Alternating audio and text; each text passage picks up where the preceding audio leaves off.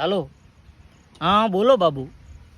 अरे कुछ नहीं यार, ऑफिस पर बैठा हूँ अभी यार, काम बहुत कर दिया इसलिए ऑफिस में बैठा हूँ। क्या यार भाई क्या बोलता है तेरा? तेरा भाई माँ ने जाने दे, उसको तेल पीने जाने दे। अरे गाली नहीं दे रहा हूँ यार, माँ ने जाने दे, तेल लेने जाने दे, हरक फदुड़ी ना थामा, ये सब गाली नहीं है यार। कि જેટલા આમ तुम કેમ આમ आई लव यू बोलती हो ना, तो इतने ही गुण ये माणा ने जाने दे, हरक फदुड़ी ना, ये सब गाली नहीं है यार। तुम क्यों समझती नहीं हो? ये हमारी भाषा में काम वगैरह शब्द है, उसको गाली मत समझो बाबू। प्यार तो करता हूँ यार तुमको। अभी ये दिवाली में मैं शादी की बात पाकी कर लूंगा मेरी बा से।